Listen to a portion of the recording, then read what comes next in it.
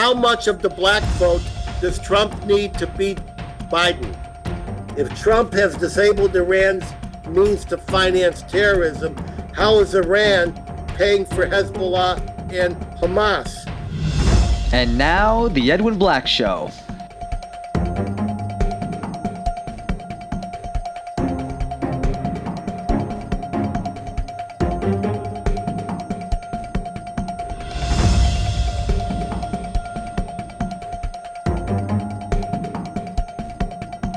Sponsored by the books of Edwin Black, available on Amazon and at booksellers worldwide. And now, here's Edwin. Welcome to the Edwin Black Show, coming to you twice monthly from Washington, D.C. Hello, and I'm Edwin Black, investigative journalist, historian, and author of 215 editions in 40 languages in 190 countries worldwide, including IBM and the Holocaust, War Against the Weak, The Far Hood, and many other books. If you like our show's content, spread the word. We want you to support our work, so please visit theedwinblackshow.com/support. Your help, big or small, ensures our complete and utter intellectual and uncensored journalistic independence. Today's show is made possible and sponsored without any preconditions, requests, or stipulations by Faye Lincoln's very needed book, Values That Shape the World, available across this planet, as well as the Fuel Freedom Foundation, which is seeking more diverse and cleaner energy sources for the planet. And it's co-sponsored by viewers just like you. That said, I only speak for myself and for history. The same goes for my guests. Today, we welcome viewers from across America, including our 4 watch parties in the Villages, Newton, Massachusetts, Chicago, and Tampa Bay. Hi, Harvey.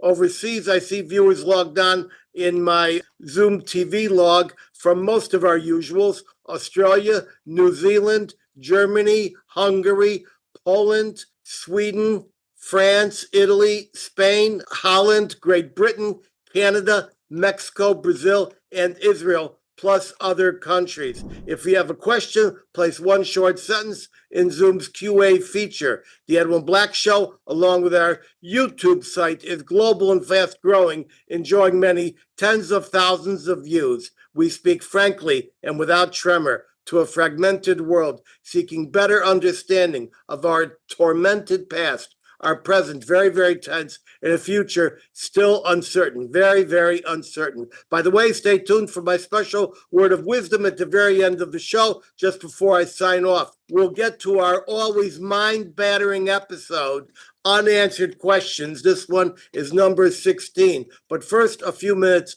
of preliminaries.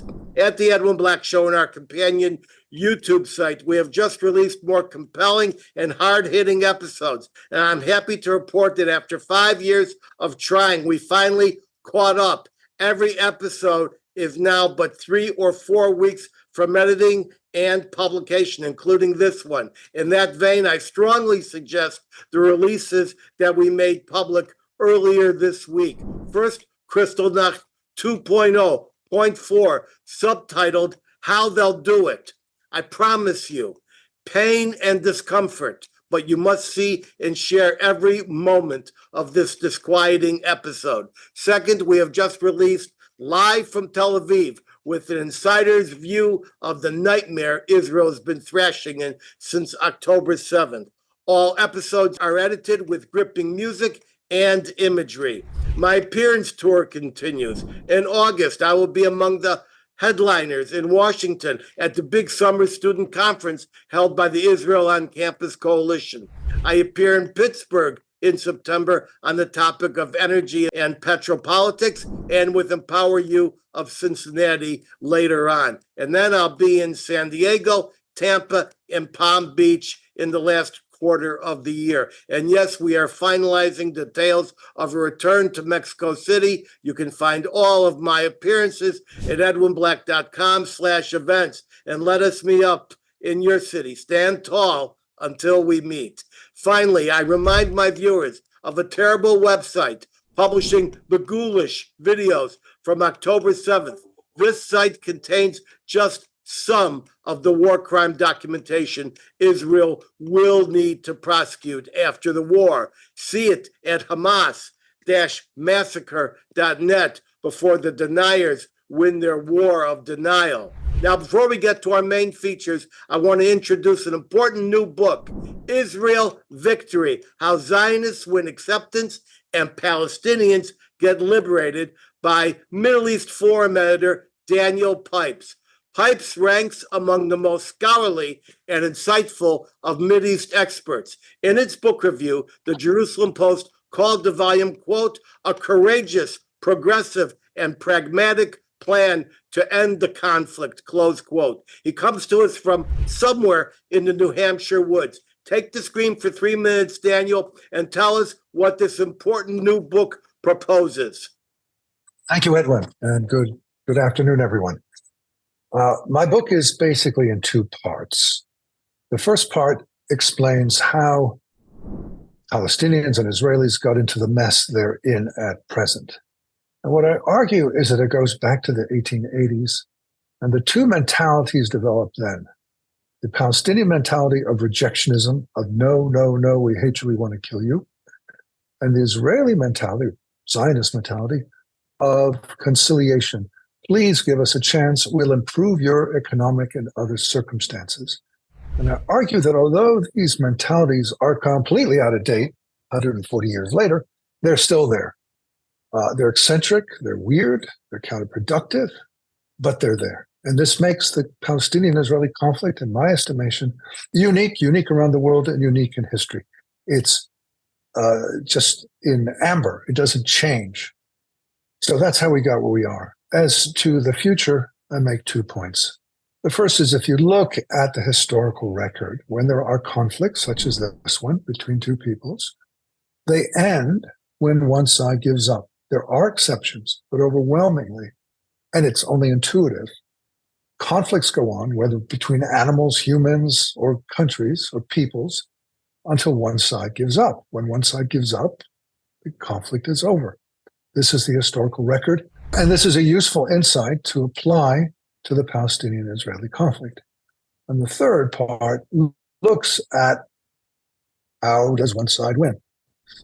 I believe the Israelis should be the winners and the Palestinians the losers, for obvious reasons. Palestinian victory end Israel, Israeli victory empower and enhance massive irredentist feud with Israel.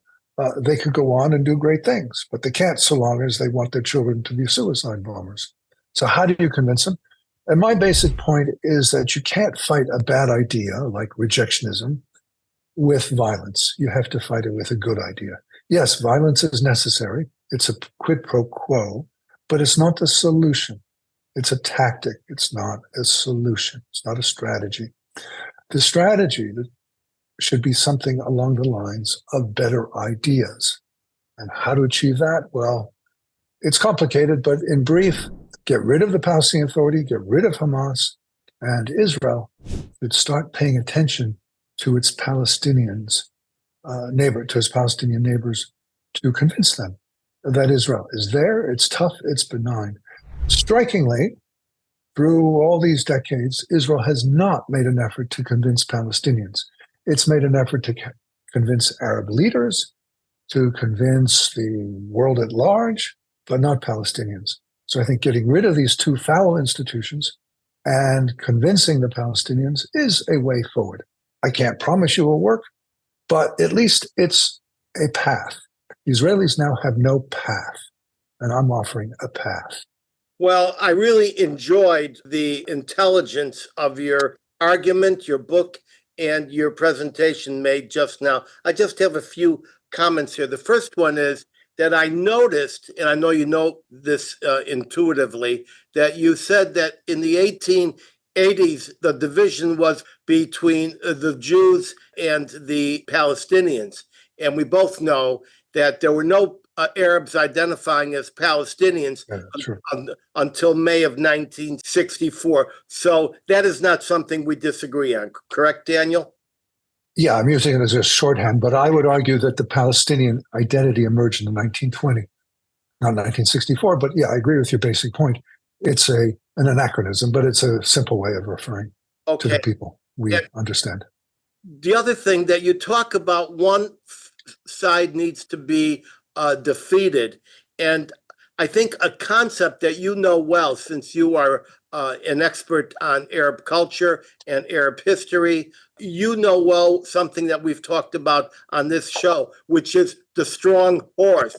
And the Arab mentality, the tribal mentality, does not believe in the Western concept of compromise and even of peace treaties, but of alliances and hudnas based on strength. So you are saying what many people, such as Harold Roth and others, say, that Israel needs to emerge as the strong horse, which of course is why the UAE and others have aligned with Israel, correct? Correct. Yes, Israel is strong, and it needs to impose its strength in a way it has not in the past. It has historically tried to be nice. This is what Ben Gurion tried in the 1920s. This is what Moshe Dayan tried after the '67 war. This is what Peres tried with the Oslo Accords. This is what Netanyahu has tried by getting Qatari money for Hamas, constantly trying to improve the economic well-being of the Palestinian neighbors, rather than showing the power and resolve of Israel. Daniel, you've done us all a favor by publishing this book. It's available at Amazon and worldwide bestsellers. And thank you for coming on the show. We'll have you another time. Stick around if you like, but if you have to run off, please do. And now, in a follow-up to an earlier report, many of you will remember we recently exposed how the once prestigious and principled Authors Guild had descended into chaos, creating a climate of fear and ruthless censorship in its forum for Jewish and pro-Israel authors. The Guild was unwilling to speak out against anti-Jewish and anti-Israel actions against authors, including by other biased authors. 4 member authors came on to report their awful experience. Now, one of those authors, Talia Carner, returns to update us on the latest developments at the Authors Guild. Talia, by the way, is the author of several books, including The Boy with the Star Tattoo. She comes to us today from the Hamptons. Talia, give us a 3-minute report and tell my viewers where we are with this once glorious but now decayed Authors Guild. Thank you, Edwin. The Authors Guild was supposed to protect us, supposed to protect all its members, and it has done a great job when it spoke up against discrimination against Black authors and authors of colors. It spoke against banned books. But when it comes to Jewish authors, not only it was mum, but rather the discussion board allowed anti-Israel, Jew hate posts to go on, even as we flagged them, and it took a while to remove them. But when Edwin, and others posted pro-Israel, or even a situation about anti-Semitism in the United States against authors, not only we were struck, but we got also warnings not to bring those politics. Well, eventually, after those battles continued, I wrote a letter to the leadership of the Authors Guild, asking them to release a statement against anti-Semitism. It took them 9 days, and finally they issued one. But guess what? They wrapped anti-Semitism with Islamophobia. They are against both of them. Of course, there is no open, formal campaign against Muslim authors. But there is a very well-documented campaign, and every single day we get news about what happens in literary events where Jews are present, or their events are canceled, or reviewers refuse to review books because they don't want to get into trouble. Agents release their clients about books that they have already contracted. So the Authors Guild, unfortunately, has not done what we asked them to do. And yet again, we are on our own to continue to that fight. Well, I'm very sorry to get this update from you, Talia. As you know, I spent a great deal of time trying to educate the Authors Guild and their mysterious censor. The problem is, it's not just Jews who are suffering, it's overtly Zionists, pro-Israel, whether they're pro-Israel Christians, pro-Israel Jews.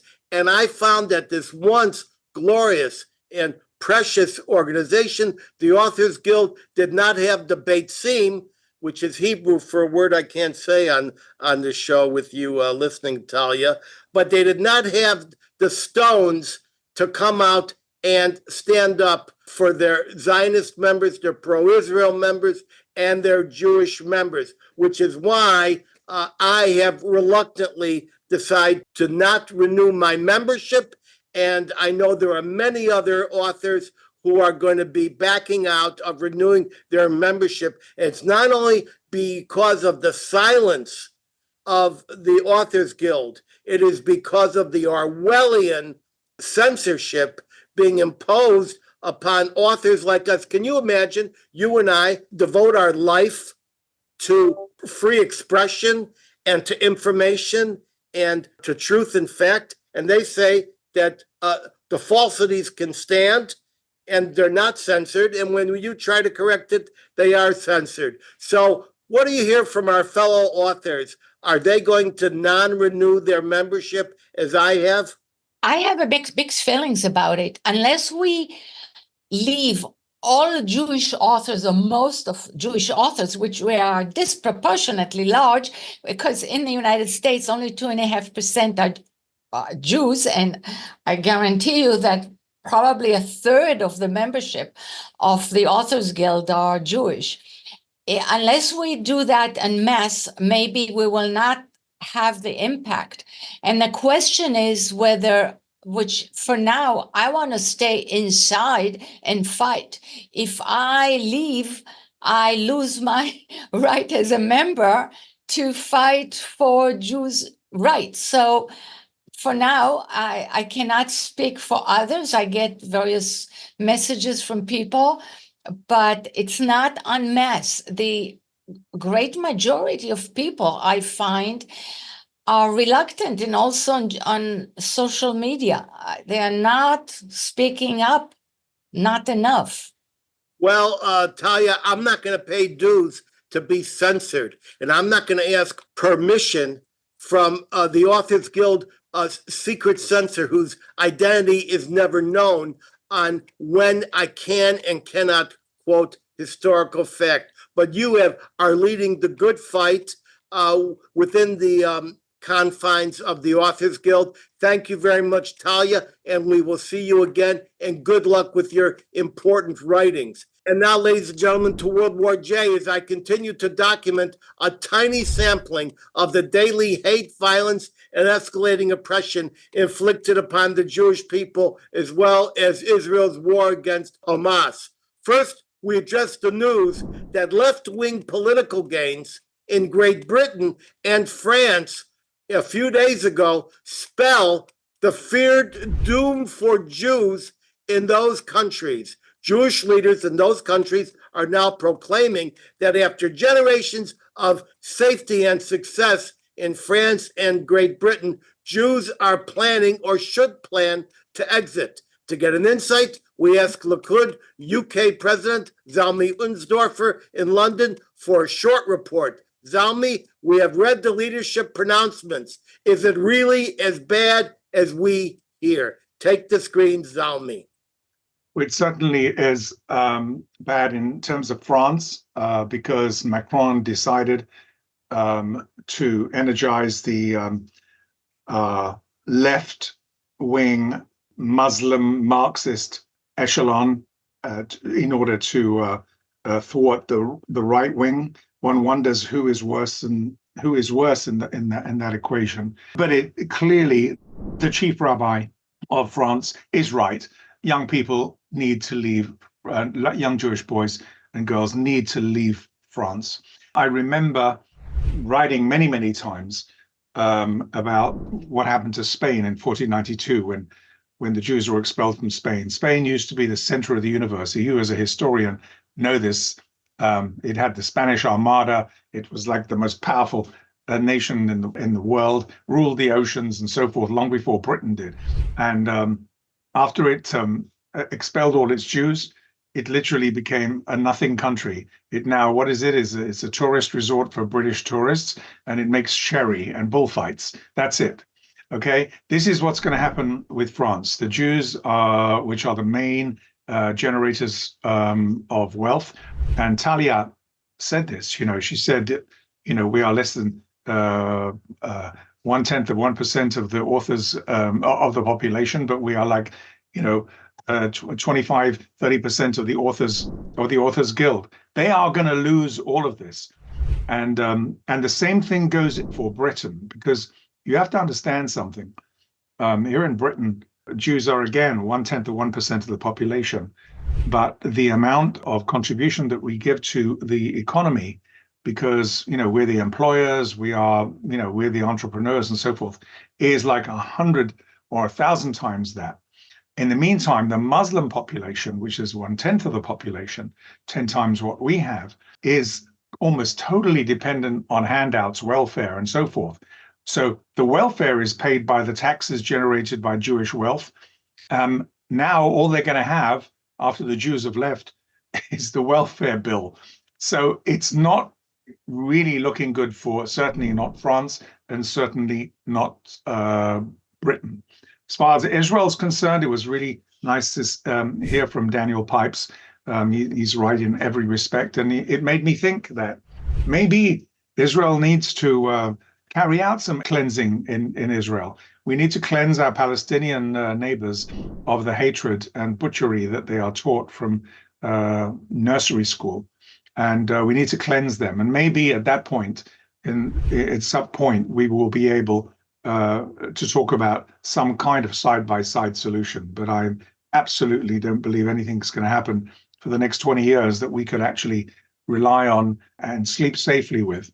All right. Well, that was very discouraging to hear. And I would comment that Muslim contingents and Arab contingents were marching through France earlier today, or perhaps yesterday, celebrating their victory by chanting, "Death to France, death to the Jews."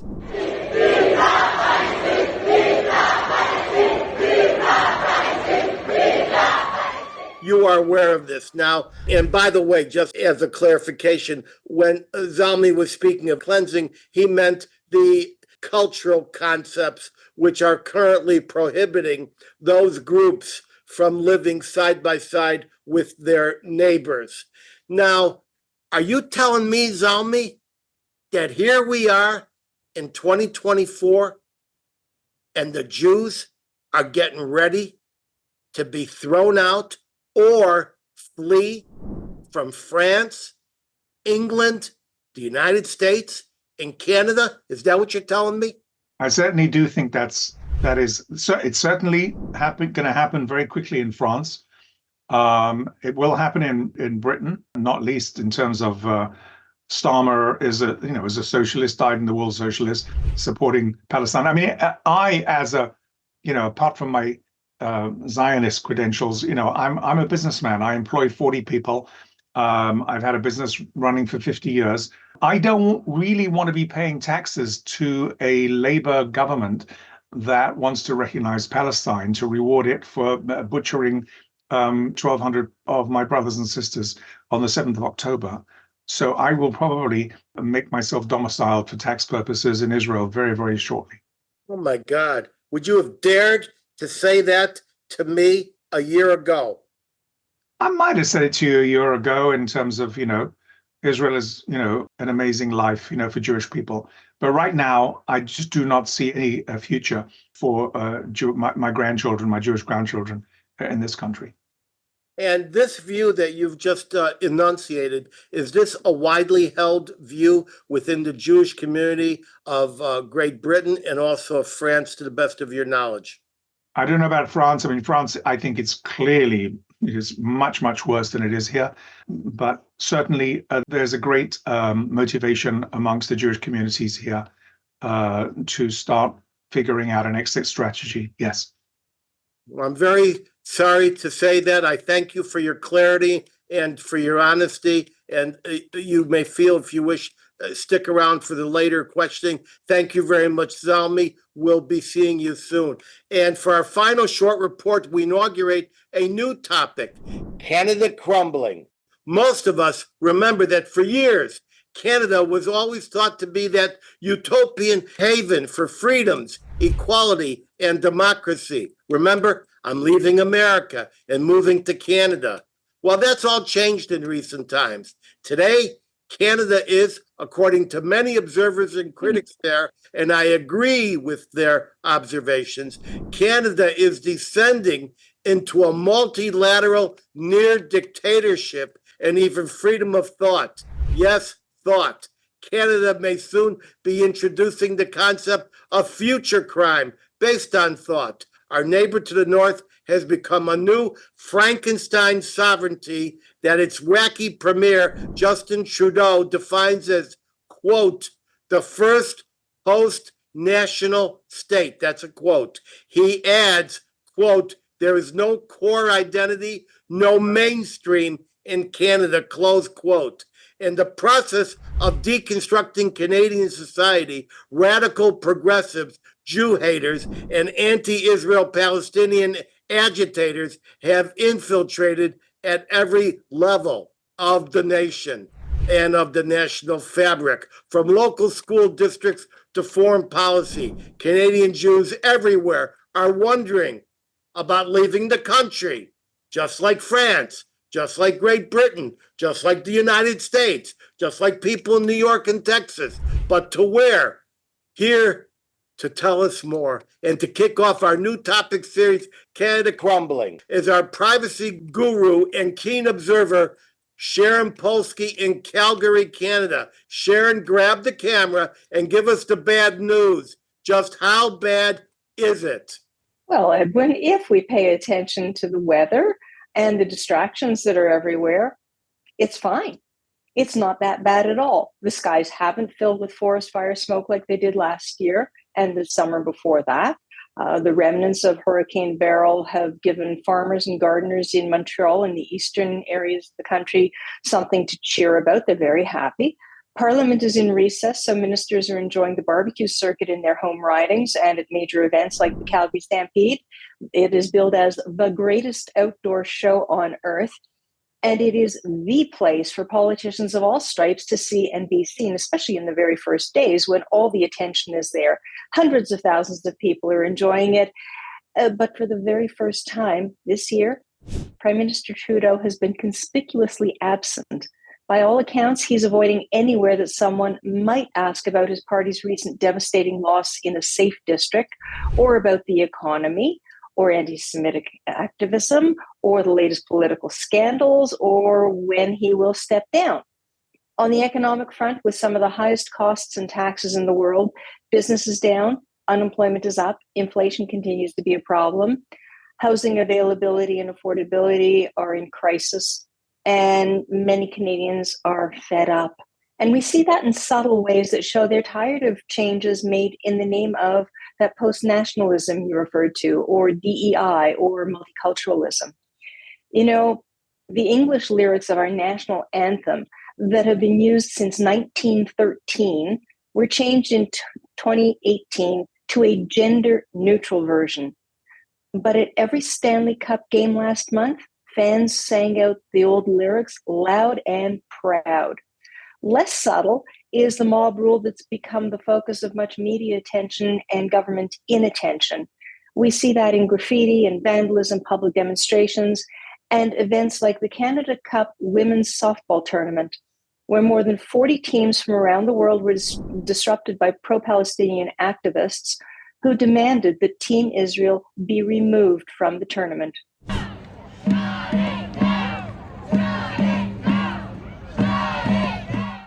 They also yelled at Jewish children there, calling the kids war criminals, telling them not to listen to their parents who tell lies, and calling for the killing of Zionists. The province's premier said, hate has no place in his province.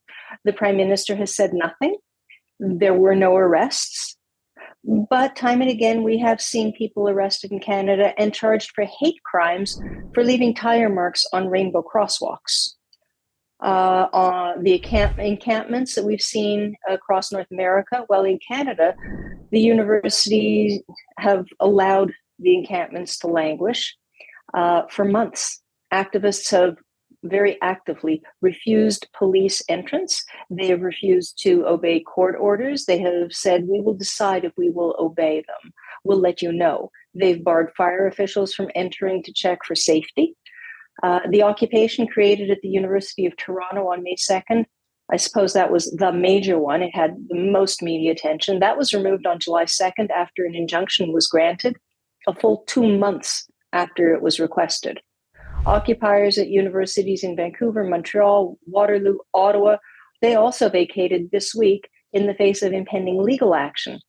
We have seen a stark increase in the number and frequency of churches being desecrated and burned down in recent years, and synagogues, Jewish schools, Jewish cemeteries, Jewish-owned businesses across Canada being vandalized.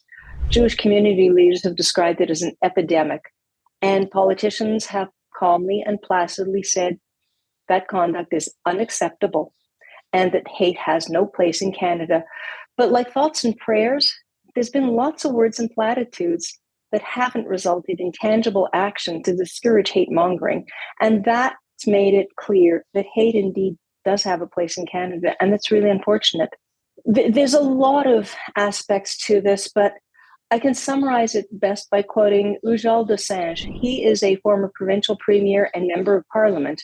And he very eloquently said recently, and I quote, "The country that I came to in 1968 has been pushed back into medieval hatreds by unprincipled, lazy, and gutless politicians who bend to all hateful, racist, identityist, uniquist, and exclusivist whimsies." So yes, a lot of Canadians are concerned and fed up. That's just more bad news. I mean, we're running out of countries to to exit from. Tell me about this future crime thing that Canada's got legislation that will apparently intercept your thinking even before you think it. Well, it's not just a matter of Jews fleeing, and this is just one of several pieces of legislation that's been introduced that are making a lot of people leave, look for places to go, people telling their kids, when you get out of school, look for a job outside of Canada. It is not safe. And it's not Jewish people only. It is Christians as well. What's the old saying? First they came for the Jews. It won't end there. The legislation, Bill C-63, there's a few others. In summary, it's to protect from online harms. And it's not a matter of fact and evidence. It's a matter that somebody can take umbrage with a comment I have made. If I have control, I'm the one who can take that down or request that it be taken down. I am the one in control. The complaint can be made against me to the Canadian Human Rights Commission.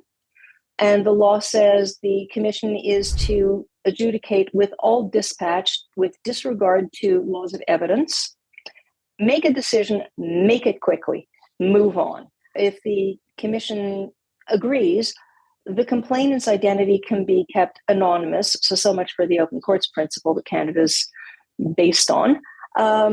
If the complainant wins, they can be awarded $20,000. So I'd have to pay the complainant $20,000, and I would also have to pay the government $50,000. If there's a reasonable suspicion that I might in future say something hateful, I could be ordered to wear an ankle monitoring bracelet. I could be censored, fined, all sorts of horrible, draconian, and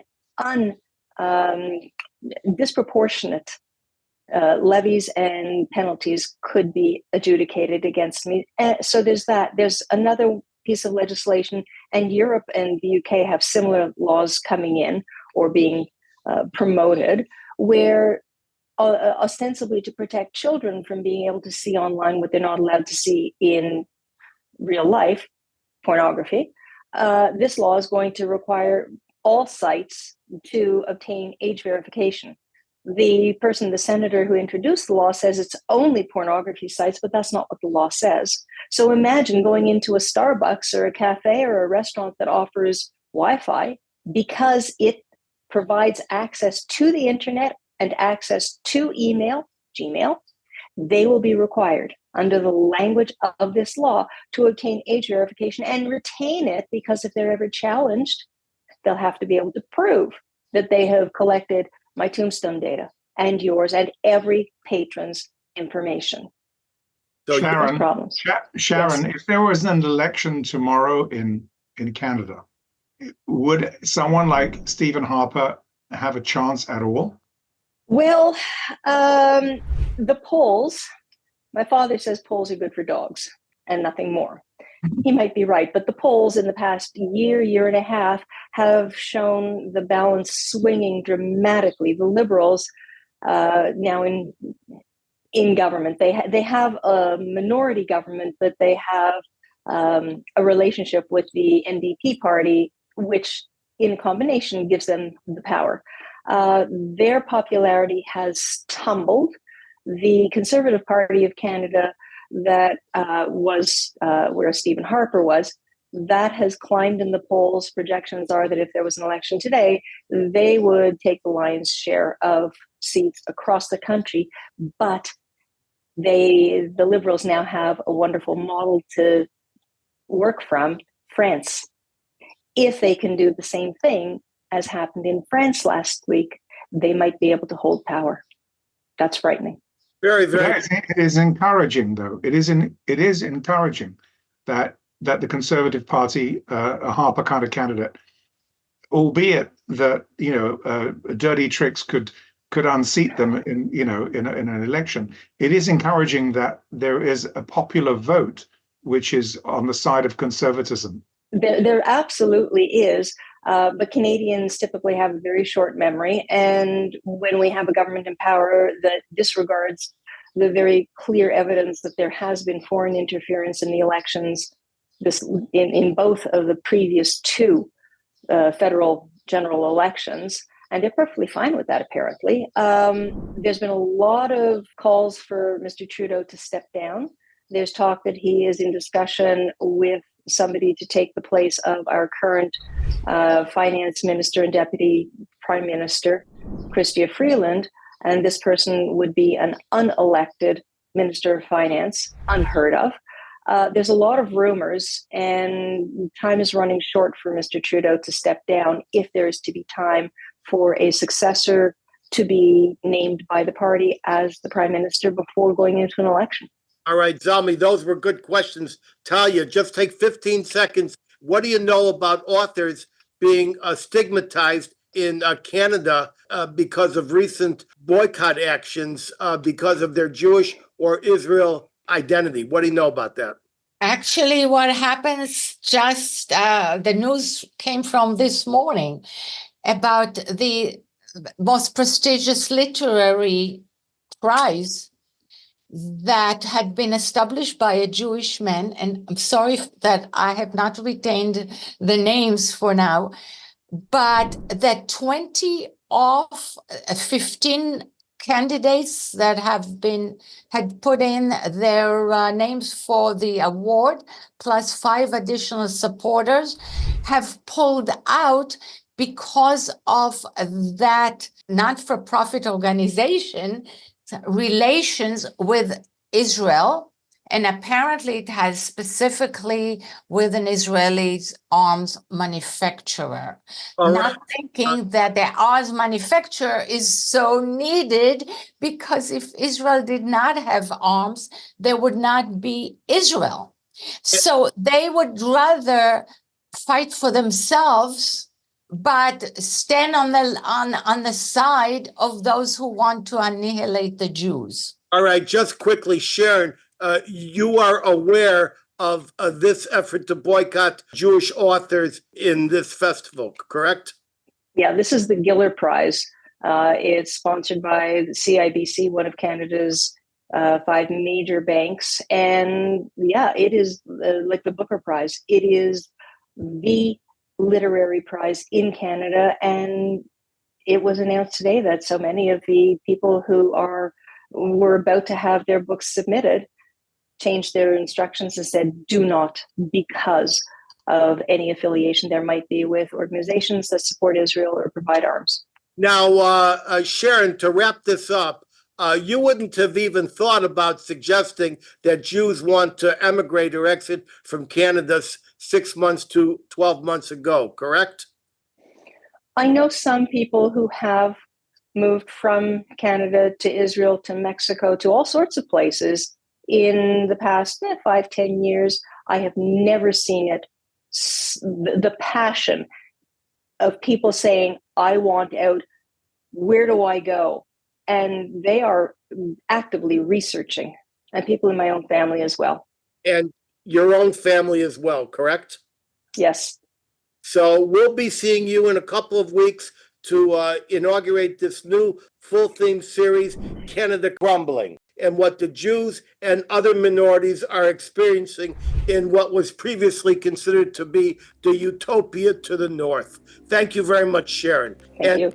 Now we're going to continue with our World War J report. First to the war in Gaza. At this moment, we can report that Israel claims it has killed, wounded, or captured 60% of Hamas terrorists. The U.S. has resumed shipments of the 500-pound bombs that were held back, but still not the 2,000-pound bombs that Israel will need for its potential war against Lebanon that is slated to commence. The phony stories of famine in Gaza continue. Joe Biden's useless all-show business aid pier, which could only be used for several days at a time before succumbing to weather and waves, is now going to be officially dismantled. It was a complete failure. Hopefully, Biden will also stop killing children by crushing them beneath pallets of food being parachuted in. More than 5 children have died from crushing thus far.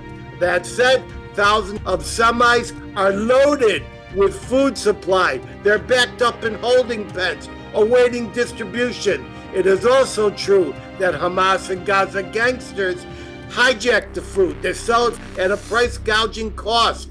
When average Gazans tried to break into the warehouses, Hamas grabbed them and subjected them to extraordinary cruelty and public beatdowns using long clubs. Then they spray painted their back with the word thief in green paint, which is a stigma in Arabic for everyone to know. We are beginning to hear, I should tell you, just beginning, public objections to the monster the people of Gaza created, voted for, worshipped, and enabled. A cradle to early grave death and terror cult that, like Germany, Imperial Japan, and others before it, they are finally facing their desired destiny. Now to World War J in the United States. Just a few of scores of incidents.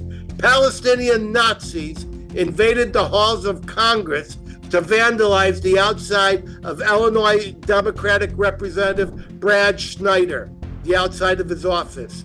They tore down and destroyed a display of 100 Gaza hostage posters. Next, the unions, infested with Democratic Party operatives, have been exposed as vast centers of anti-Jewish and anti-Israel agitation and conduct. The House of Representatives now is holding hearings on the threat coming from these unions. From that testimony, we learned that William Sussman, an MIT member of the school's Graduate Student Worker Union, which is actually a legal part of the United Electrical Workers Union, documents that his union has been engaged in a broad promotion of anti-Israel, anti-Semitic, and pro-Hamas agitation. This man must pay dues to a union that promotes terrorism and anti-Semitism. Further, we see that this week, the Brandeis Center, working with Libet Law PC, filed suit in federal court against the Association of Legal Aid Attorneys. These are defense attorneys. It's UAW Local 2325, which is controlled by Democratic Party operatives for threats to expel and otherwise discipline 2 Jewish and 1 non-Jewish ally in retaliation for their lawsuit opposing this group's anti-Semitic discrimination practices manifested in the union's now infamous resolution attacking Israel soon after the October 7th terror attacks. The intolerable case, which got under my skin, however, took place in Asheville, North Carolina, at a public library. If you're in Asheville, listen up. 3 pro-Israel attendees of a public event entitled Strategic Lessons from the Palestinian Resistance were attacked and forcibly dragged out by masked anti-Israel activists. I will name the victims: David Moritz, a 54-year-old son of Holocaust survivors, and Monica Buckley, who is 48 and identifies as, quote, queer. These 2 were accompanied by an 80-year-old Bob Campbell. The helpless 80-year-old, I've seen the footage, was humiliated, roughed up, slapped, pushed around, Nazi style, Berlin style, brown shirt style. The police were called in and they have effected 1 arrest and are hunting for the other perpetrators based on camera footage and the expanded areas and located in the expanded surrounding area. I make this pledge. I will not rest until all of these perpetrators, and we have their pictures, are behind bars serving long sentences enhanced for hate crimes and then sued civilly for every penny they ever hoped to have. And if they use the infrastructure of their employers, sue them as well. I will be closely monitoring this case, and I blame the Biden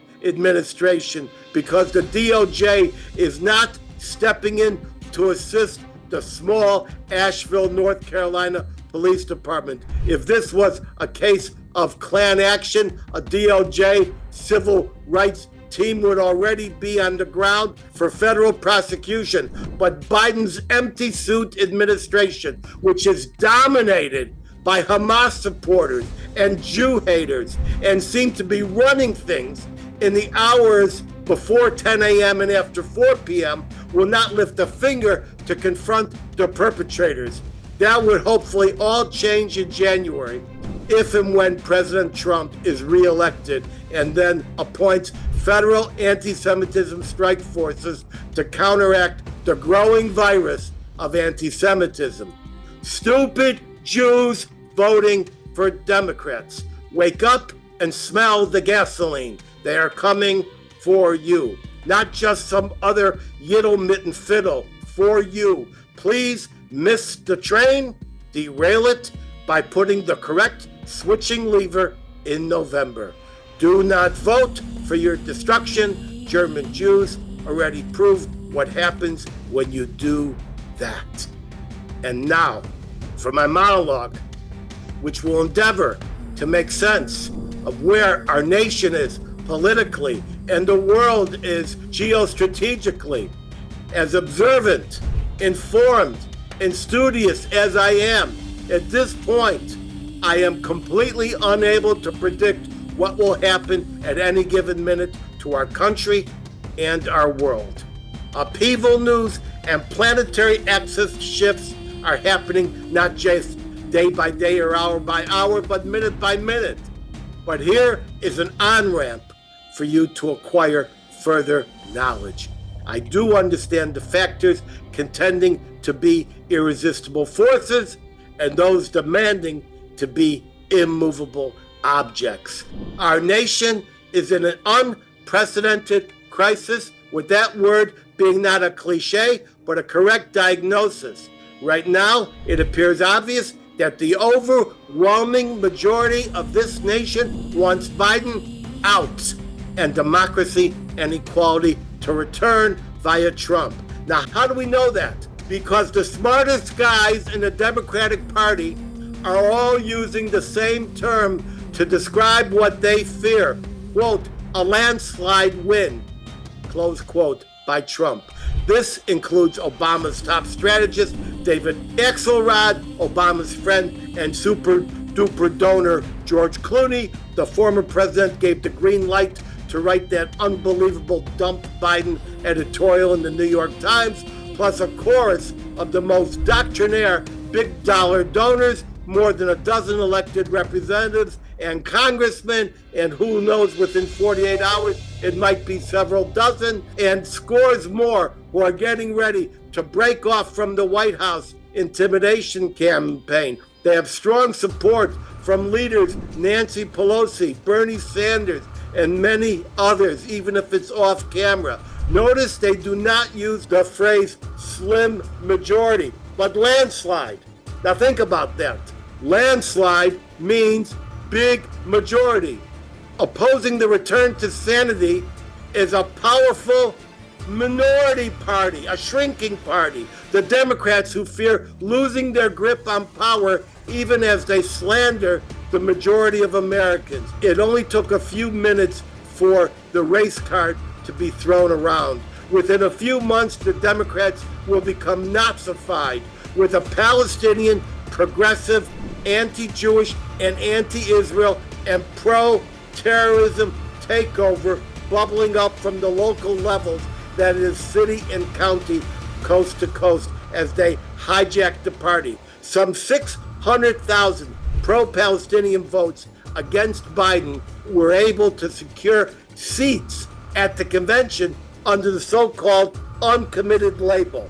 Elian Farhat, executive director of the progressive advocacy group Take Action Minnesota, spoke at a recent Democratic Party platform meeting, and in the name of those 600,000 abandoned Joe votes, pro-Arab, pro-Hamas votes, she declared she wanted a full ban on all weaponry to Israel.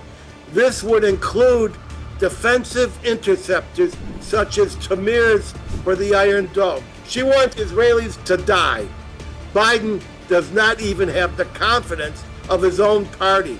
Numerous liberal media reports confirm that the donor spigots have been shut down, led by Clooney and many others like Clooney. Every hour, another leading Democratic figure openly calls for Joe to step aside. A few hours ago, the Biden campaign itself, whoever's running that, commissioned a poll on how well Vice President Kamala Harris would fare against Donald Trump. The problem is, the party really doesn't want Harris to run, and they're trying to find a trick to get around the fact that the rules, the electoral laws, the control of the money, the control of the delegates, and the Congressional Black Caucus would melt down if the party controllers picked someone else like Gretchen Whitmer or Gavin Newsom, or even, you ready for this? They are talking about it, Hillary.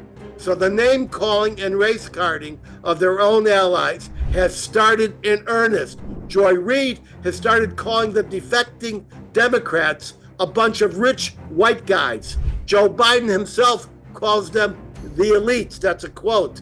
And we know that the Democrats are trying to impose a dictatorial and undemocratic power play on the American political scene, overturning the primary elections. Remember, overturning an election. And why? Because Joe Biden, how do we know this? Because Joe Biden himself suggested in a letter to Congress that the effort to overturn the primary election was, quote, anti-democratic.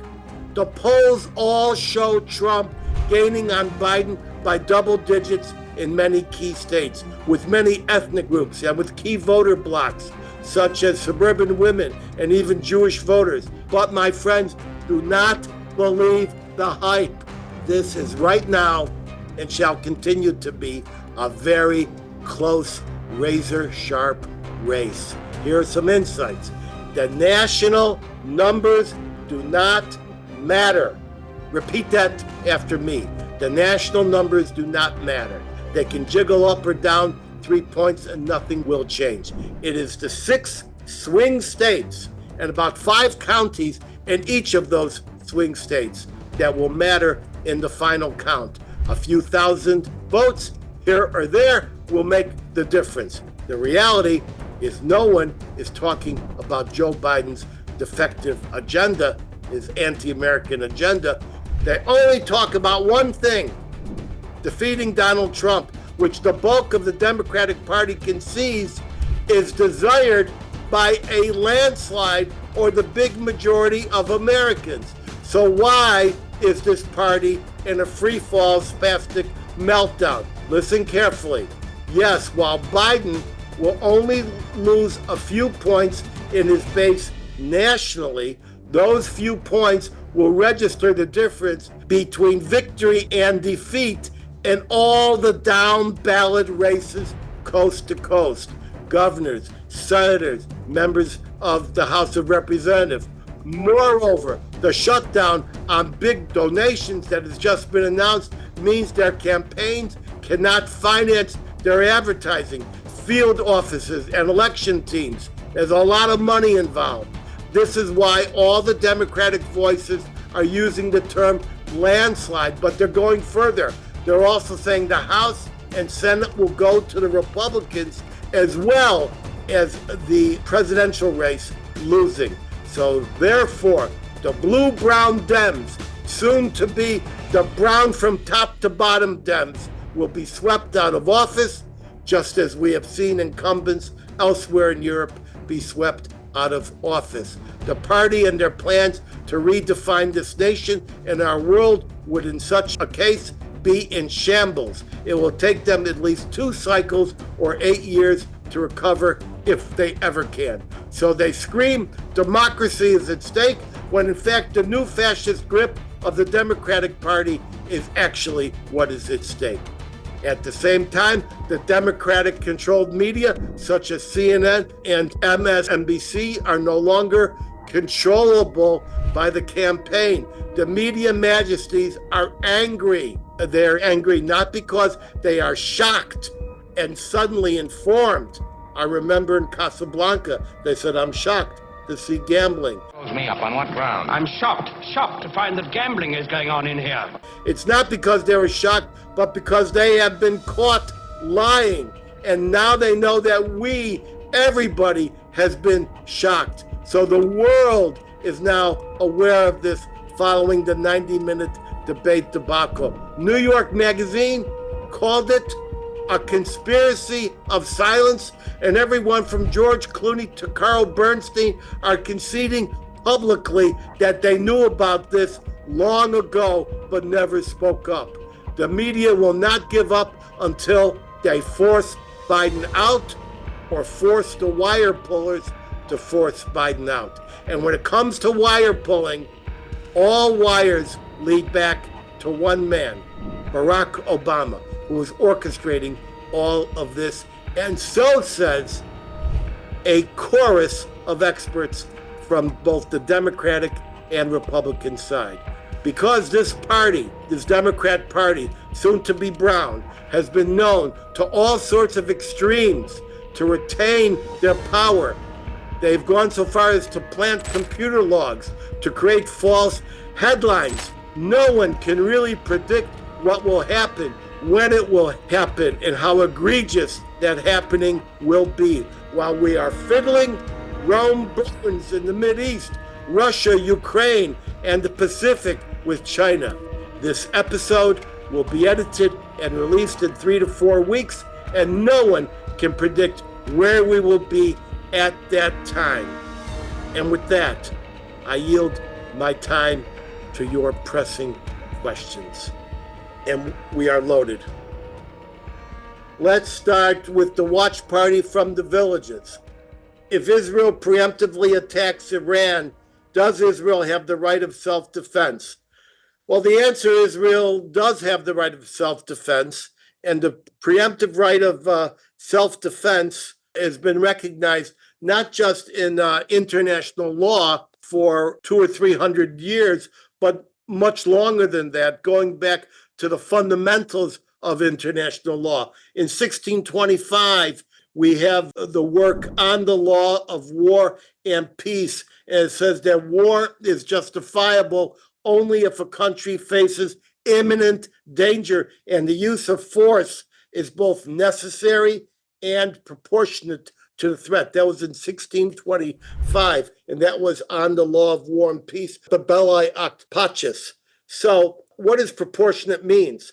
It means that if there is a neighborhood with 100 buildings and 4 buildings are the key to neutralizing the threat, you take down the 4 buildings and not everything else. I realize we firebombed Dresden. I know that we dropped 2 nuclear bombs on Japan, and I assure you, we had 12 more ready to go. They were underway when Japan realized it would have nothing left, and they finally surrendered. That there was a fat man and little boy, and then there was the third one was to be fat boy.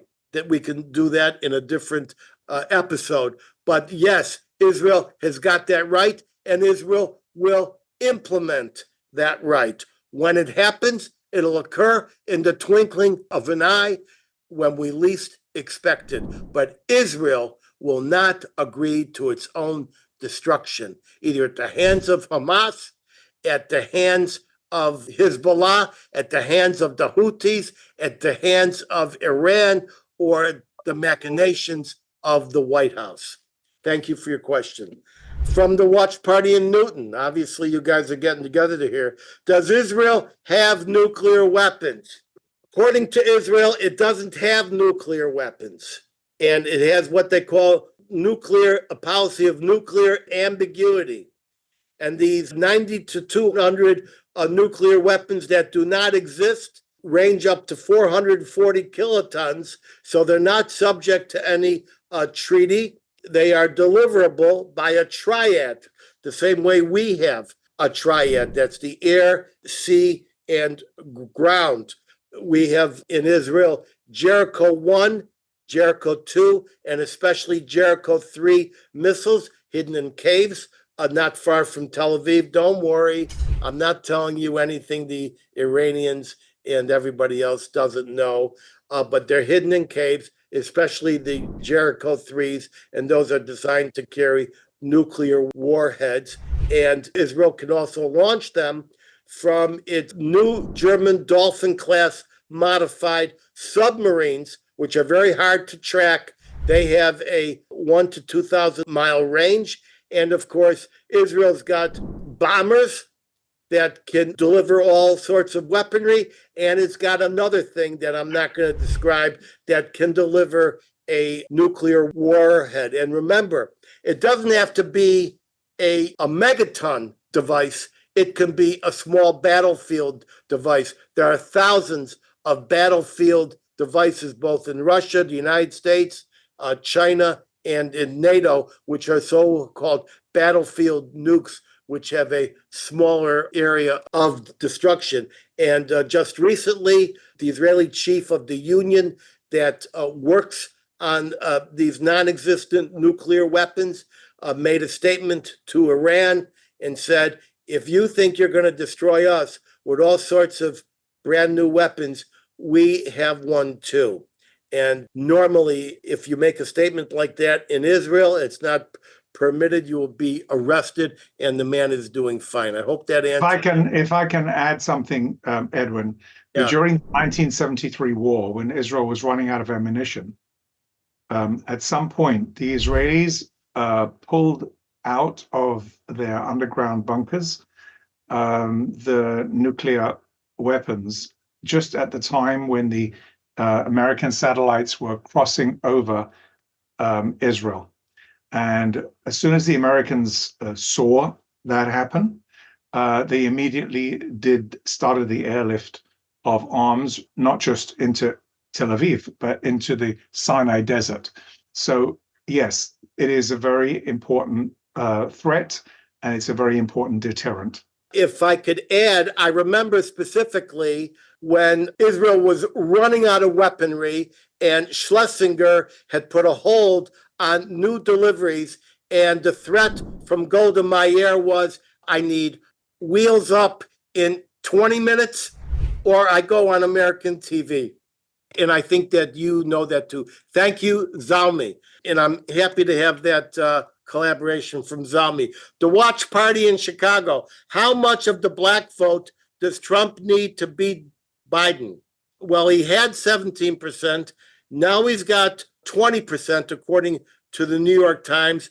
And he's got even more in certain swing states, such as Arizona, Georgia, Michigan, Nevada, Pennsylvania, and Wisconsin. Remember, Trump doesn't need to win the black vote.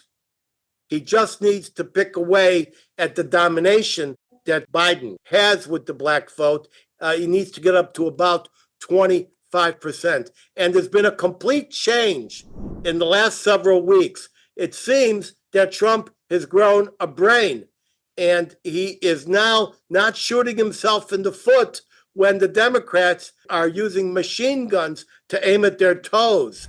And he's keeping quiet, and he is now deciding to reschedule his entire rally tour. He wants more rallies in the swing states, in neighborhoods like Philly, where he was, the South Bronx, where he was, so he can peel off these little bits of base that Joe Biden needs. He's also distanced himself from his prior advisors in a big way, whether it's Steve Bannon, Project 2025, he's disowned those, he's not going forward with those, and he has changed the Republican platform on abortion. He has changed the Republican platform on many areas to make it more palatable to a reasonable society and to a reasonable country. And he's done one other thing. He has promised in the platform to deport pro-Hamas foreign students. And I have it on good authority that not only is he going to thumb his nose at Project 2025, and that authority, the information I have is not more than 2 hours old. He is going to make sure that Israel is strong, and he is going to make sure that there are strike forces to take down organized race hatred and anti-Semitism. I'd like to say something else about the black community. Don't misunderstand the African American community. The African Caribbean community supports Trump in big numbers. The African community supports, these are the people from Ghana, from Nigeria, support Trump in big numbers. The African American community, descended from the 388,000 slaves that were brought into Africa and fought for by the Democratic Party, which in those days was called the Confederacy. Those people are now beginning to wake up to the fact that they've been hearing the same old stuff from generation to generation. And these democratic cities, including during my lifetime, the crime is lousy. When I was in Chicago decades ago, only 5 people a weekend were shot. This weekend we had over 100 people shot, and scores were wounded, and many, many died. They're tired of hearing about programs, and they're tired of hearing about jobs. Why do they need jobs when they want a piece of the pie? They want a company. They want a home. What has been done to put these people in a home from generation to generation so that their kids can have a better life than the next guy? When you die and all you have is a rent receipt, it's worth nothing. So I'm giving you that. All right. Thank you very much. Watch Party in Chicago. Here's, let's see, this is Ari, and he's in Palm Beach. He wants to know when my movie, IBM and the Holocaust, will be produced and released. You think you want to know? I also want to know. Here's what they say in Hollywood. The lousy movies take 2 years to make, and the great movies take 20 years to make. We constantly hear about these movies that the director said, I've been trying to make this movie for 20 years. Now, I can tell you that my options are alive. That's my legal options, meaning they take an option on the film. Every year, they're looking for another place, another director to start this. They were put back greatly by COVID. When they came out of COVID, they had an actor strike, then they had a director strike, and now AI is just slashing the industry of all of its wherewithal. My best guess is that IBM and the Holocaust will go into production this year, and you'll know it because Eve will send out a note. Mr. Black is on hiatus for film production because I'm going over there. Thank you very much for your question. Suzanne in Teaneck, what is the ethnic background of Aisha Hasni on Fox? I don't know if anybody watches Fox the way I do and others do, but Aisha Hasni is one of their rising stars. She's excellent. She's knowledgeable. She has great presentability. She's just a fast rising star. I did a little research some time ago and I remembered it. She's actually a devout Pakistani Muslim. She actually prays 5 times a day.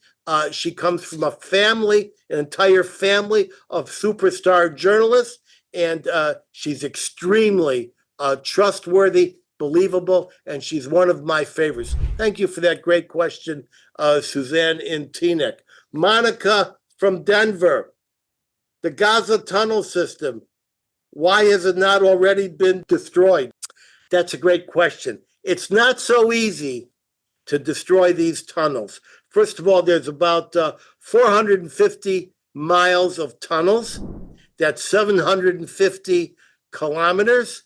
That's more than the British underground, as Zalmi well knows, because he takes that subway. And they're not in a straight line. They just discovered some which have actually 3 levels, tunnels with 3 levels.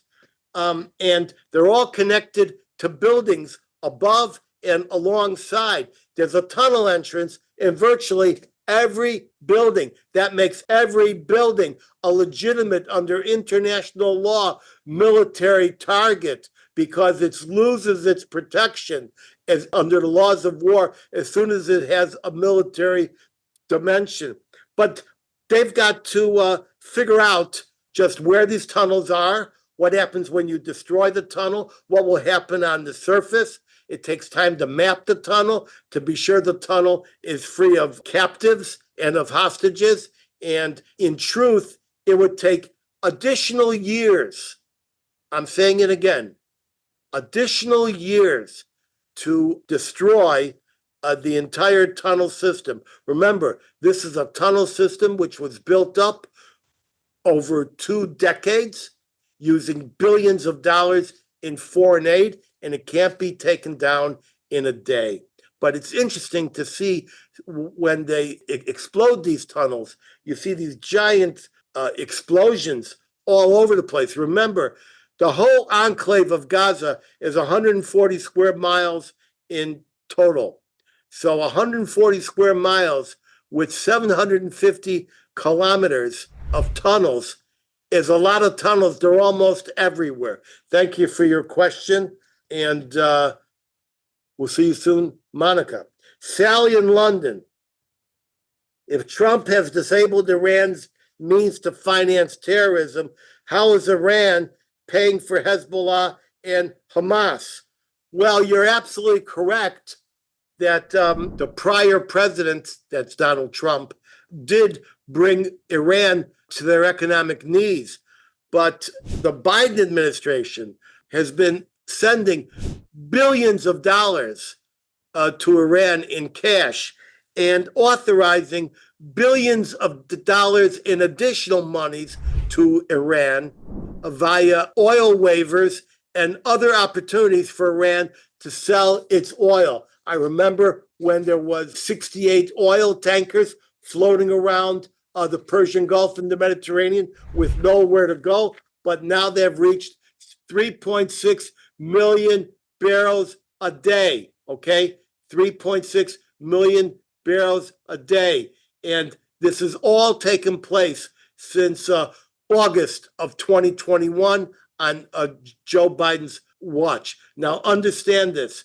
Each additional, I did some math, 100,000 barrels of oil gives Iran and its terrorist infrastructure $2.8 billion in income annually, which allows Iran to arm Hezbollah with hundreds of thousands of rockets and to arm and help build the tunnels and support Hamas. This means that the Biden administration, which has been said repeatedly, is completely responsible for the October 7th attack because they directly and indirectly helped finance it, not to mention the billions of the dollars that the U.S. has put into Gaza through UNRWA and through various other UN commissions and programs. Thank you for that important question. Melanie in Jacksonville, you've asked questions before. When the rate of inflation goes down, do prices go down? Now, that's a really important question. The rate of inflation is the incline of the rise. How high are prices going? But if there's no inflation, or inflation is down to a minor roll, the cost of goods, which has already inflated, remains inflated. So something that cost $5 a couple of years ago and now costs $9, it doesn't go down because the inflation number goes down. It just means it gets expensive at a slower rate. Thank you for that question. Peter and Marcia in Los Angeles, they always ask great questions. We have read 3 of your books, and they all give credit to film composers in the acknowledgments. What type of film music do you listen to? The film music that I listen to has nothing to do with the actual content or material in the movie itself. It's based on the composers. So in other words, I immerse myself in music.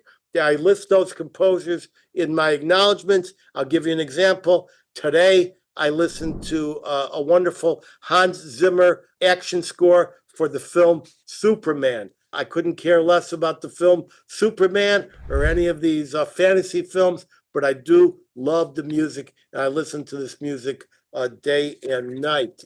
Stephen in Baltimore, what is your view on the two-state solution?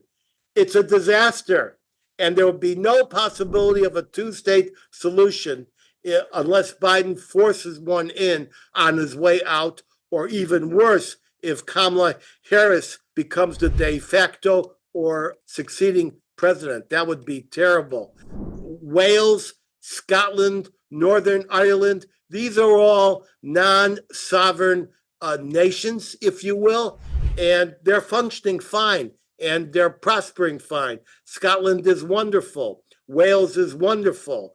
They always talk about independence, but the fact is they're not independent. There's no possibility that Gaza or any Palestine area will achieve statehood if Israel can stop it, because that just means Hamas would take over. And remember, ladies and gentlemen, listen here. It's not a war about territory. It's not a war about sovereignty.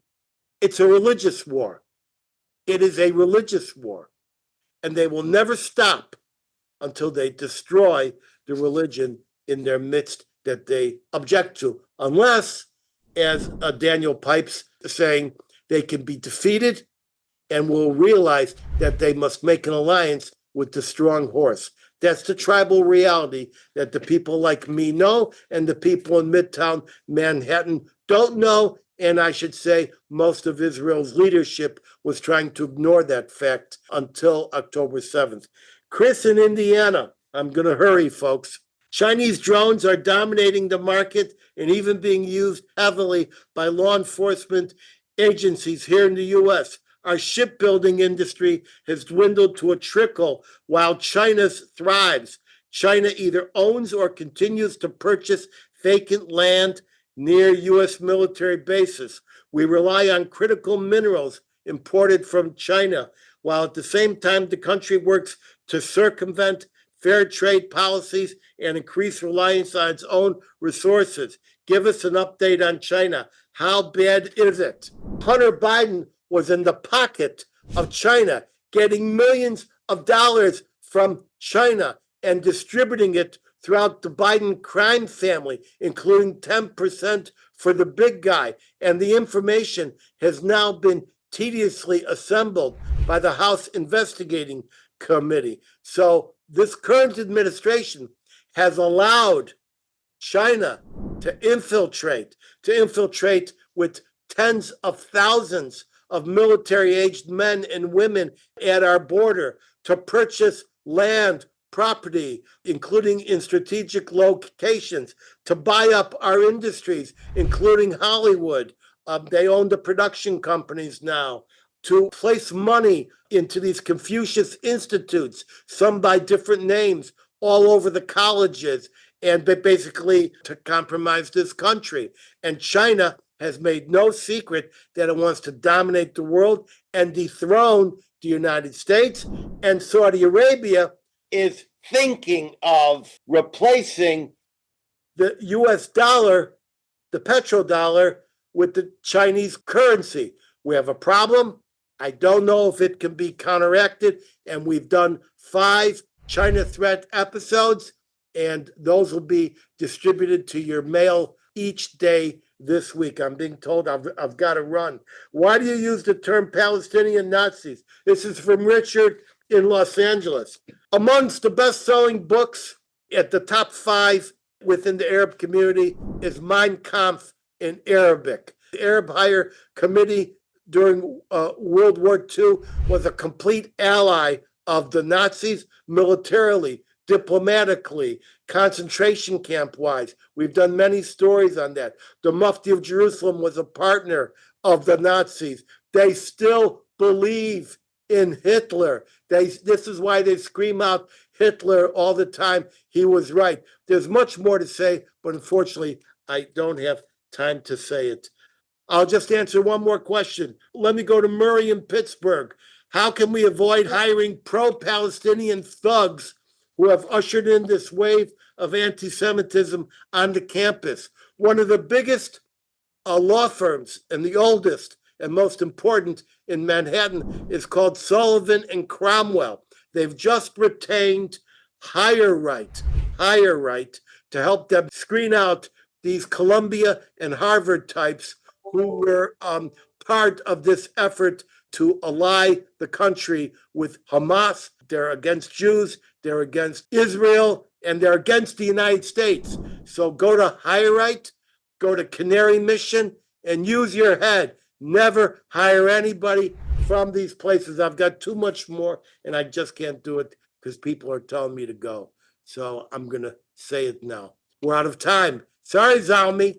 Hold for my closing word of wisdom, just 1 minute away. But first, I thank my very knowledgeable guest, Dan Pipes in New Hampshire, Talia Carner in the Hamptons. I wish I was there. Plus, contributing editors, Zalmi Unsdorfer in London. I wish I was there. Sharon Polsky in Calgary. I could be there for that festival. I also thank my talented international team, including Richard in the Philippines, Luca in Serbia, Christine in Indiana, she's fabulous, Virginia in New Jersey, and Nick in London, he's great, as well as many others in numerous additional cities around the world. My team, each of them, is comprised of very dedicated people. I and we all owe them. I'll see everyone back here in 2 weeks at 3 p.m. Eastern. You want to be a friend of the Edwin Black Show? Go to the edwinblackshow.com/support. Keep me independent. You want to hear me in person? Watch my website for events.